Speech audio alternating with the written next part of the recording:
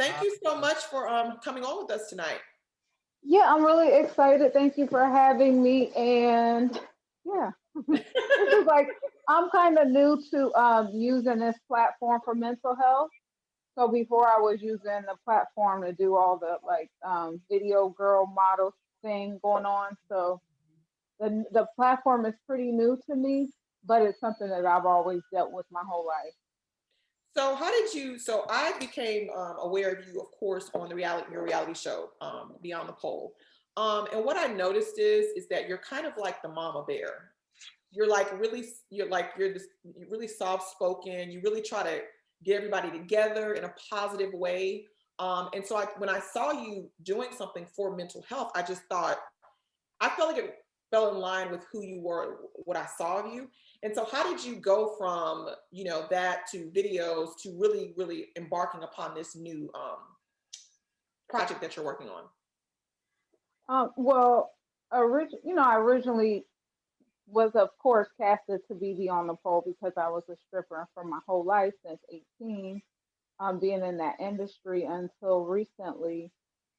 With mental health, it affects you as a person when you're in that kind of environment.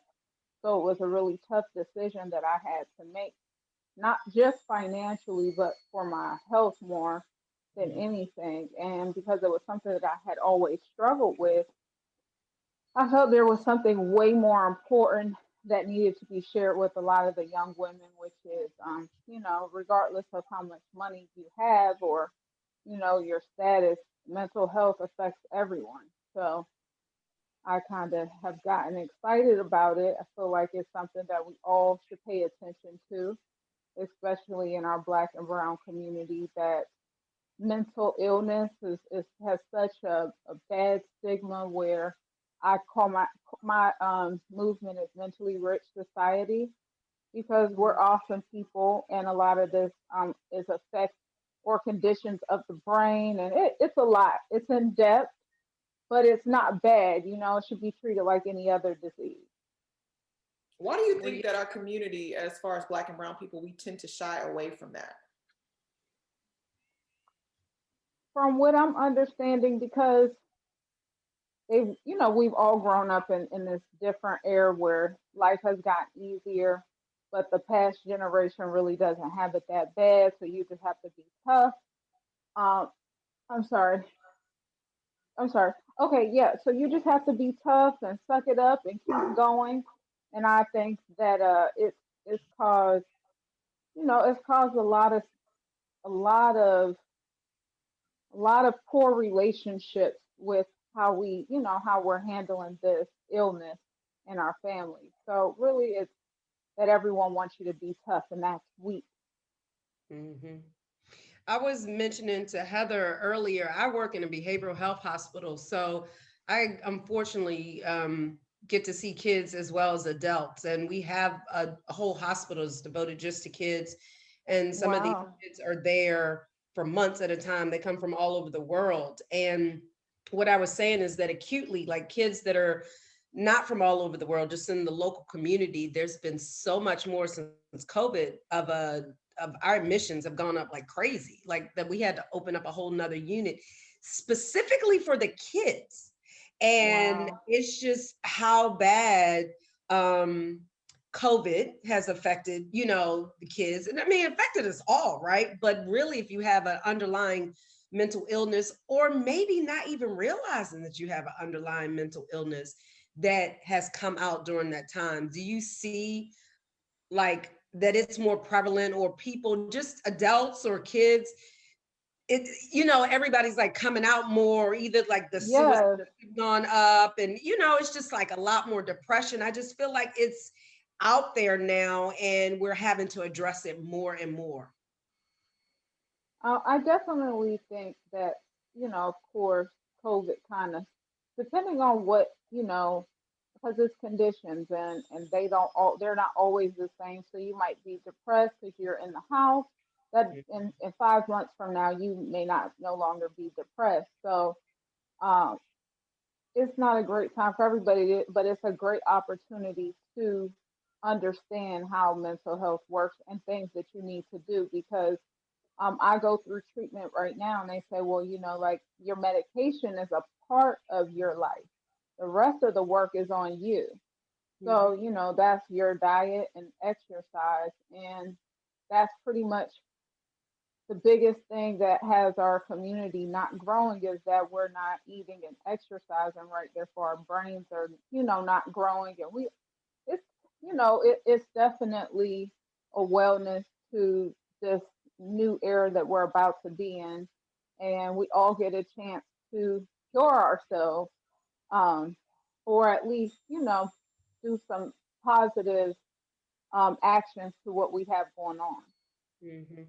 Yeah. So you did you feel like you had there were mental health things going on as a child before you entered into the exotic dancing arena? And do you think that that exacerbated the mental health issues that you had, if there were any prior to that? So yeah, I always knew something wasn't right as I was growing up. I had like extreme anxiety, but my parents didn't really understand. Neither did I. So but I first seen my first psychiatrist at 20. So that's when they say like the mood disorders come along when you're in your early adulthood. So it wasn't something that I knew before, but it was something that I started to notice because I feel like you can notice things are not right with your personality, or normally it's your sleep habits. And I realized, it was, I could never quite get healthy in that environment just because it is very, it's a lot of addictive uh, alcohol, drugs that you obviously can get into. And I'm not saying that I was on drugs, however, that lifestyle is just an unhealthy lifestyle. And it's a real decision that you have to make for yourself. Even if you might not make a lot of money, it's okay because you still want to be alive, and that environment is just not healthy for a lot of the young ladies from what I've seen. Okay. Mhm. So let everybody know, because I saw the platform, but tell everybody about the podcast that you're doing and where they can find it. Because I think a lot of people, no matter what industry you're in, I think everybody needs to just be conscious of their mental health. Because I think that a lot of people just suffer from, an array of different things. And it doesn't mean that you're crazy, but I think that everybody needs to do Right. a self check and make sure, like, we work out and some of us make sure our outside is healthy. So let's just make sure our emotions and our brain is healthy. So where can they find the podcast and what is it named? So my movement is Mentally Rich Society on Instagram. It's mentallyrich.society. And my YouTube platform is Mentally Rich Society. So my podcast, I'm like getting it together now. It wasn't something that I exactly knew what I'm doing because again, I finally just got a mentor. Her name is Shanti Das, and she's been in the music career, but now she's an advocate.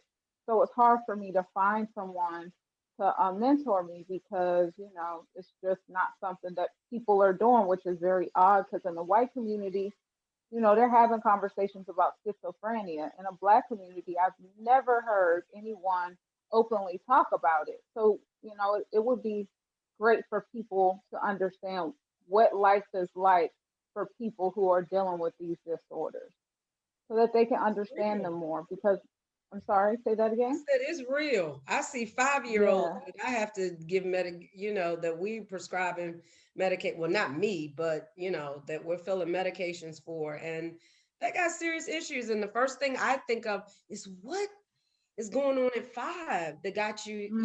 got you treated, whether it's a suicide, attempted suicide, or suicide with a plan, or schizophrenia or psychosis. But there's so many things that go on in people's lives, and we just take it for granted. We take it for granted that if we have a quote unquote normal upbringing, that everybody is at the same place when you meet them. And that's just not the case. Everybody has had different life experiences. And it shapes us.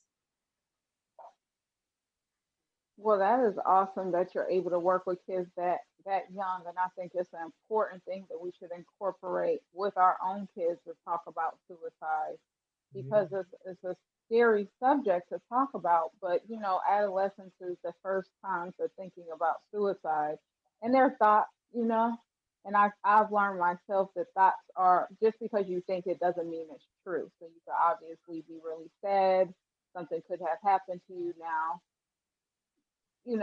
Everything that seems bad isn't as dark as it is when people are suicidal. So I think we have a lot to do, but it's awesome that you're able to be around these young children, and then maybe you're able to kind of give us some enlightenment on it. Because I have had no experience with kids that have had any mental health issues.